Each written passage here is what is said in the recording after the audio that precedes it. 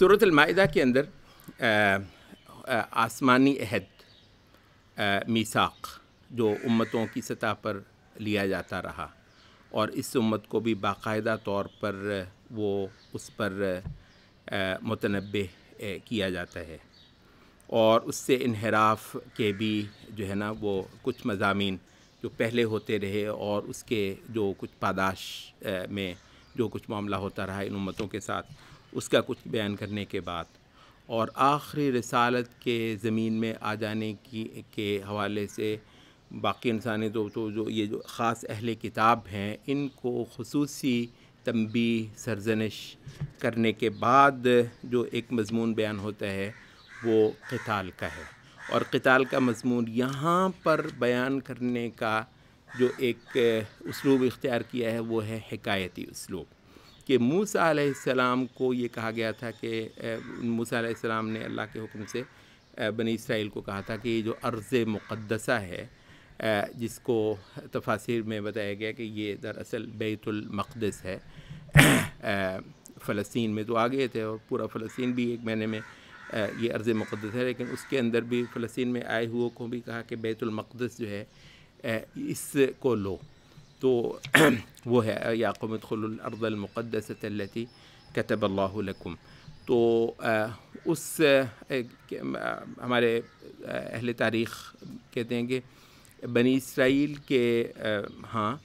ارض مقدسہ بیت المقدس کی وہی حیثیت اور شان ہے جو ہمارے یہاں مکہ مکرمہ کی ہے، ان کا قبلہ وہ رہا ہے اور ہمارا قبلہ یہ ہے، اور جس طریقے سے ایک پورا کلائمیکس بنا ہے رسول اللہ صلی اللہ علیہ وسلم کی زندگی میں جہاد کے حوالے سے، یہاں تک کہ معاملہ بڑھتے بڑھتے رسول اللہ کا پرچم بلند ہوتا یہاں تک کہ جب فتح مکہ ہوتا ہے تو وہ اس کا وہ کلائمیکس آ جاتا ہے، اور اتنا بڑا واقعہ یہ ہوتا ہے، یعنی جو فتح ہے نا جسے کہتے ہیں جھنڈے گاڑ دینے والی فتح، وہ ہے جب رسول اللہ صلی اللہ علیہ وسلم مکہ کو لیتے ہیں، اور مکہ جو کہ مسلمانوں کا قبلہ ہے اور مسلمانوں کا مرکز ہے، اور مسلمانوں کا مرکز کچھ سالوں تک اسلام کے پاس نہیں ہے، حتیٰ کہ اہل علم اس وقت تک کے لیے مکہ کا جو حکم بیان کرتے ہیں وہ دارالکفر کا ہے، سبحان اللہ، مکہ مرکز اسلام مگر کچھ سالوں کے لیے دارالکفر، تو اس کو جو ہے وہ تو یہ کلائمیکس اٹھا کر تو مکہ کی فتح تک لے جایا گیا ہے، اینڈ یہی چیز جو ہے وہ موسیٰ علیہ السلام کی زندگی میں دراصل بیت المقدس کی فتح سے متعلق تھی، اور حدیث کے اندر بھی اس کا کچھ ذکر آیا ہے کہ سبحان اللہ، یعنی یہ تو ہمارا نبی صلی اللہ علیہ وسلم ہے، اور یہاں پر ایک مضمون ہے کہ نبی صلی اللہ علیہ وسلم کی جو شان ہے ایک تو جو اللہ نے بنائی ہے، اور پھر اس کے بعد هو الذی ایدکم بنصرہ وبالمؤمنین، یہ جو مومنوں سے مراد کون سے؟ صحابہ، تو صحابہ نے جو رسول اللہ کی لاج رکھی اور جو رسول اللہ صلی اللہ علیہ وسلم کے ارمان، جو کوئی اقامت حق سے متعلق جو رسول اللہ صلی اللہ علیہ وسلم کے جو ارمان ہو سکتے ہیں، رسول اللہ صلی اللہ علیہ وسلم کے ارمان پورے کروانے میں جو صحابہ نے جانیں لڑائی ہیں اور قربانیاں دی ہیں اور اپنی جانوں پر کھیل کر رسول اللہ صلی اللہ علیہ وسلم کے مقاصد کو پورا کروایا ہے، تو مطلب وہ اس کی کوئی شان ہے، تو وہ یہ ہے کہ یعنی رسول اللہ صلی اللہ علیہ وسلم کی زندگی میں یہ واقعہ ہو جاتا ہے کہ وہ مکہ پورا مفتوح ہو کر رسول اللہ صلی اللہ علیہ وسلم کے سامنے پیش ہے، اور رسول اللہ صلی اللہ علیہ وسلم اپنے دست مبارک سے ایک ایک بت کو توڑتے پاش کرتے ہیں، اور کہ وجاء الحق قل جاء الحق وزهق الباطل ان الباطل کان زہوقا، یعنی رسول اللہ صلی اللہ علیہ وسلم کو یوں بت اپنے دست مبارک سے بیت اللہ الحرام کے اندر پڑے ہوئے بتوں کو توڑتے ہوئے، میں تاریخ بھی جب پڑھتا ہوں پتہ نہیں دل پر کیا گزرتی ہے، سبحان اللہ، اس سے خوبصورت منظر، اور ایک جہان میں آیا ہوا بندہ شرک کے رموز کو مٹانے والا جو ہے وہ اس کا جب کلہڑا چل رہا ہے تو مطلب ایسا منظر ہے کہ جس پہ بندہ فدا، تو یہ جو چیز ہے یہ مطلب یہ ہزاروں قربانیوں کے بعد یہ موقع آیا تھا، اور یہ بلا شبہ ایک امت کے برپا ہونے کا جو مقصود ہوتے ہیں ان میں سے ایک بہت بڑا مقصود یہ ہے، وہ جی ٹھیک ہے، وہ مطلب احکام ہیں چوری کے، ڈاکے کے، وہ قتل کے، وہ نماز کے، وہ روزے، وہ اپنی جگہ پہ ہے، لیکن یہ جو چیز ہے کہ حق یوں سر اٹھائے اور باطل کا سر جو ہے نا وہ پاش پاش کرے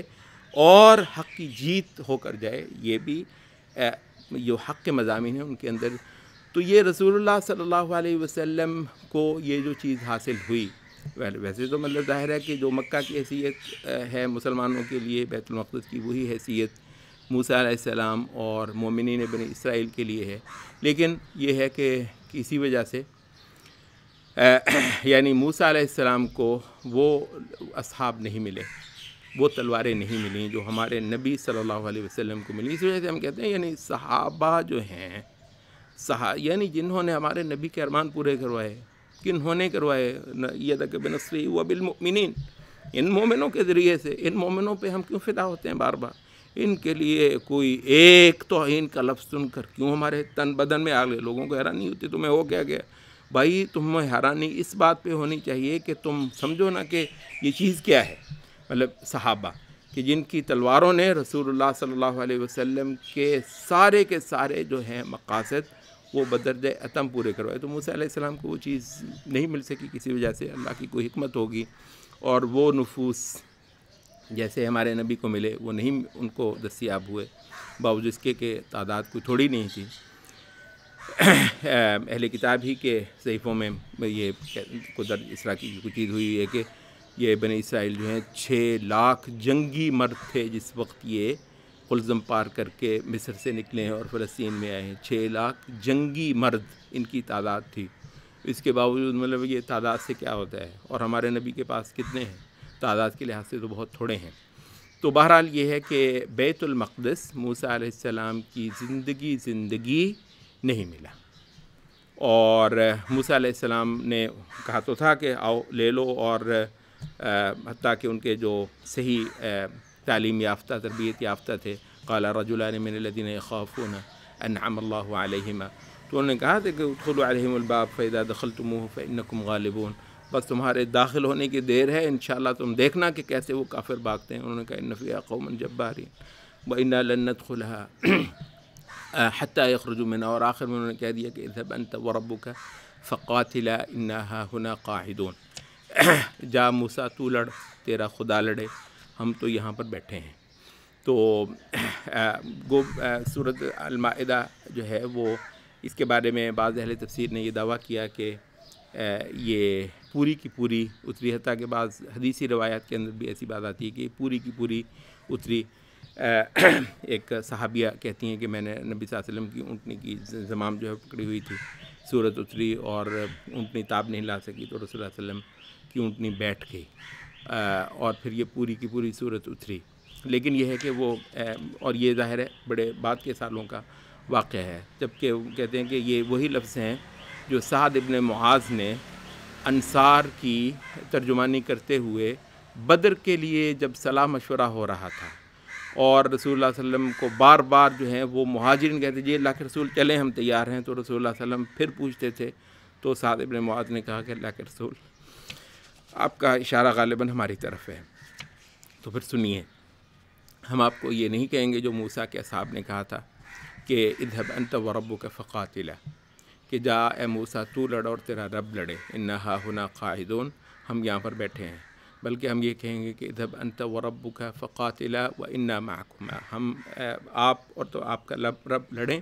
اور ہم جو ہیں وہ آپ کے ساتھ ہیں، اور اللہ کے رسول آپ جہاں تک کودنے کے لیے ہمیں حکم دیں گے تو ہم انشاءاللہ العزیز یہ کریں گے. تو کہتے ہیں کہ موسیٰ علیہ السلام، ایک حدیث میں بھی آتا ہے کہ موسیٰ علیہ السلام کو جب بالکل موت کا وقت آ گیا تو موسیٰ علیہ السلام نے اللہ تعالیٰ سے ایک تمنا کی، کہنے لگے کہ یا اللہ مجھے بیت المقدس سے بس اتنا قریب کر کے موت دے دے. آپ ذرا تصور کریں، مطلب یہ جو ہیں موسیٰ علیہ السلام جیسی شخصیت جو ہے وہ بیت المقدس کو اپنی زندگی لینا، سبحان اللہ، ذرا تصور کریں ہمارے نبی صلی اللہ علیہ وسلم کی زندگی میں مکہ نہ ملتا. تو مطلب یہ جو حیثیت ہے وہ کہنے لگے کہ حدیث میں آتا ہے کہ موسیٰ علیہ السلام نے کہا کہ جتنا ایک پتھر مارنے کا فاصلہ ہوتا ہے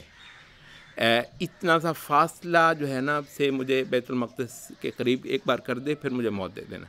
تو حدیث میں آتا ہے کہ ایسا ہی ہوا، موسیٰ علیہ السلام کو اتنا قریب کر دیا گیا کہ بیت المقدس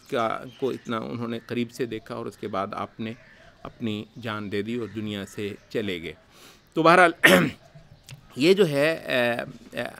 حق کو کھڑا کرنا اور بتوں کو توڑنا، اور مراکز جو ہوتے ہیں تہذیب کے یا اس امت کے حوالے سے خصوصی جو کوئی مراکز جن کو مرکزی حیثیت ہوتی ہے، وہاں پر حق کے جھنڈے گاڑنا اور ڈنکے بجانا حق کے، اور بتوں کو پاش پاش کرنا اور باطل کو تہس نہس کرنا، یہ مضامین حق کے اندر یہ ان کی باقاعدہ حیثیت ہے۔ اور عہد خداوندی کے حوالے سے میثاق کا ذکر کرنے کے بعد اور آخری رسالت کا ذکر جو ہے وہ ایک صدائے عام لگوا دینے کے بعد جو پہلا مضمون سورۃ المائدہ کے اندر آیا ہے، وہی یہ ہے تو جہاد کا حکم، لیکن جہاد کا حکم ایک اتنی منفرد حیثیت انداز میں ہے کہ موسیٰ علیہ السلام کا وہ واقعہ جو بیت المقدس کو لینے کے حوالے سے اور وہاں سے کفر کو اور بتوں کو ختم کرنے کے حوالے سے جو ہوا ہے، وہ یہاں پر آیا ہے۔